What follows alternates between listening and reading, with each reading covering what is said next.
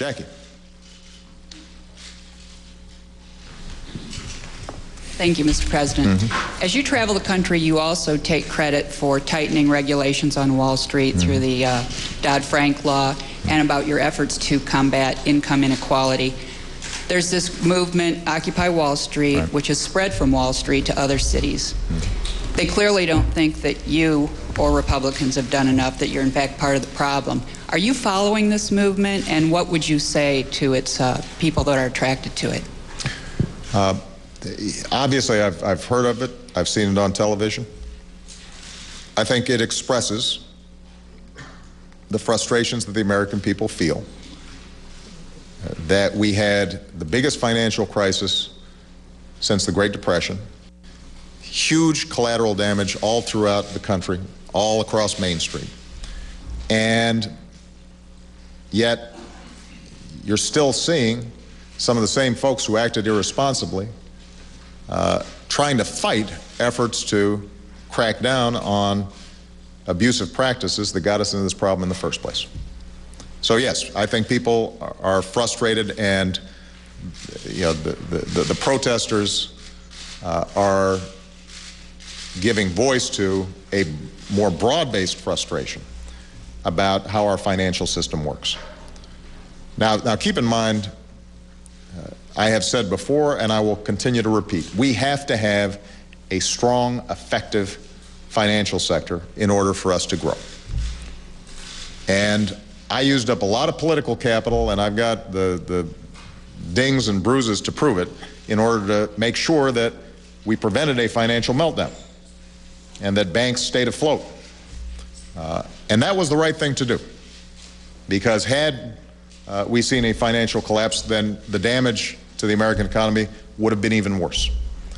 But what I've also said is that for us to have a healthy financial system, that requires that banks and other financial institutions compete on the basis of the best service and the best products and the best price, and it can't be competing on the basis of hidden fees, deceptive practices, or derivative cocktails that nobody understands and that expose the entire economy to enormous risks. And that's what Dodd-Frank was designed to do. It was designed to make sure that we didn't have the necessity of taxpayer bailouts, that we said, you know what, we're going to be able to control these situations so that if these guys get into trouble, we can isolate them, quarantine them, and let them fail. It says that we're going to have a consumer watchdog on the job all the time, who's going to make sure that they are dealing with customers in a fair way, and we're eliminating hidden fees on credit cards. And, mortgage brokers are going to have to actually have to be straight with people about what they're purchasing.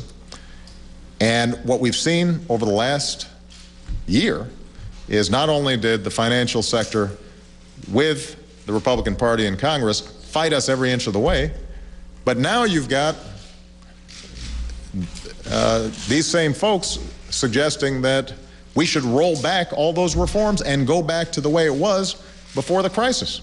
Do you think Occupy Wall Street has the potential to be like Tea Party movement in 2012? What I think is that